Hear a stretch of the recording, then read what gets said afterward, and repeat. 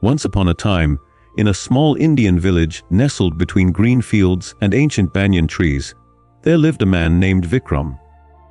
He was 45 years old, with silver threads beginning to show in his dark hair and deep lines etched across his weathered face. Vikram owned a simple mud house and a loyal donkey named Mohan, who helped him carry goods to the nearby town market. But Vikram carried something far heavier than any load his donkey ever bore. He carried the weight of his past, and it had begun to crush his spirit. 10 years ago, Vikram had been a prosperous farmer with fertile lands.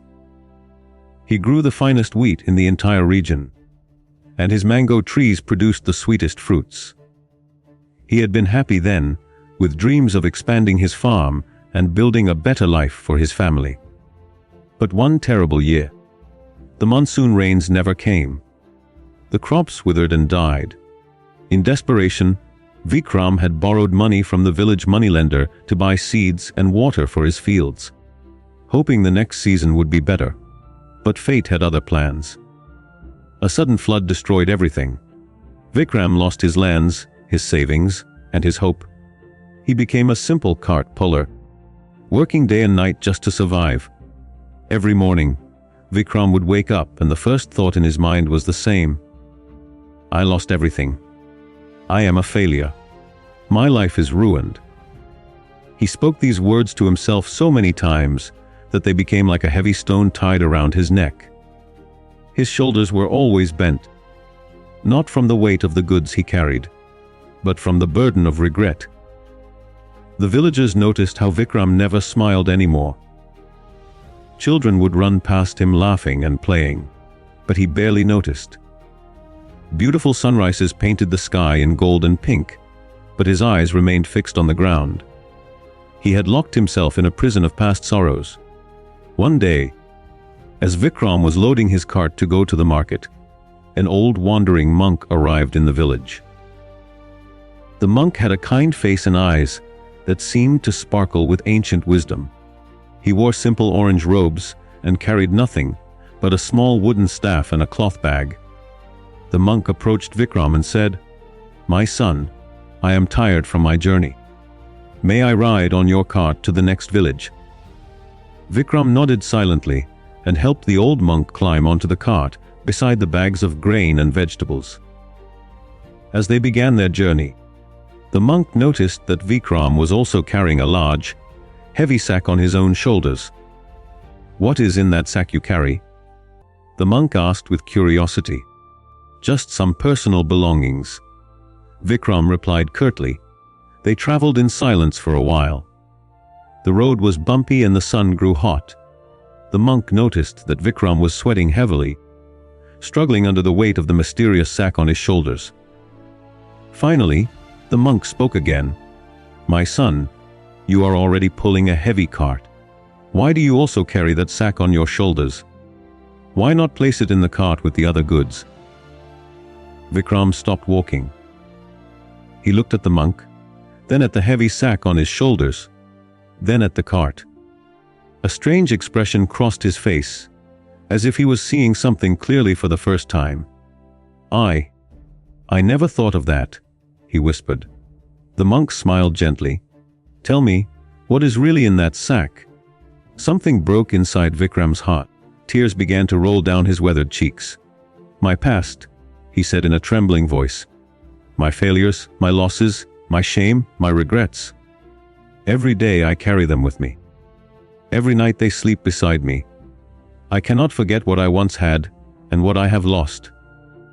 The monk climbed down from the cart and stood before Vikram. He placed a gentle hand on the younger man's shoulder.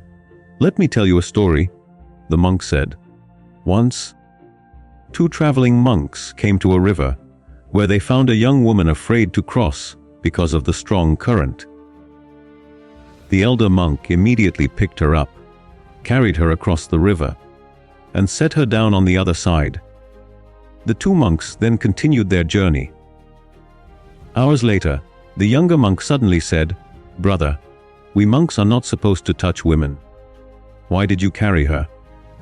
The elder monk replied, I set her down hours ago at the river. Why are you still carrying her? Vikram stood very still, absorbing the meaning of the story. The monk continued, My son, you are like the young monk. Your losses happened years ago, but you carry them every single day as if they are happening right now. The cart of your life is already moving forward, but you insist on carrying the past on your shoulders. It is making your journey unbearable. But how can I forget? Vikram cried out. I lost everything. My farm, my respect, my dreams. I am not asking you to forget, the monk said softly. I am asking you to let go. There is a difference. Forgetting means the past never existed. Letting go means you acknowledge what happened, you learned from it. But you no longer allow it to define who you are today. The monk gestured toward the horizon, where the sun was beginning to set. Look at the sun. Every evening it sets, letting go of the day. Does it worry about the day that has passed? Does it grieve for the morning that is gone? No. It simply sets, rests, and rises again with new light, new warmth, new possibilities. This is the wisdom of nature. This is how life asks us to live. Vikram looked at the beautiful sunset, and for the first time in 10 years, he truly saw it. Colors of orange, purple, and gold spread across the sky like a divine painting. The monk picked up a stone from the road and handed it to Vikram. Hold this tightly in your fist, he instructed. Vikram gripped the stone hard. Now, keep holding it. Does your hand not begin to hurt? Does the muscle not become tired? Vikram nodded, his hand already beginning to ache. This is what happens when we hold on to pain, regret, and past sorrows. The longer we grip them, the more they hurt us. But watch what happens when you open your hand. Vikram slowly opened his palm. The stone simply rolled away, falling harmlessly to the ground. You see, the monk said, the stone does not cling to you. Only you are clinging to the stone. Your past does not hold you prisoner.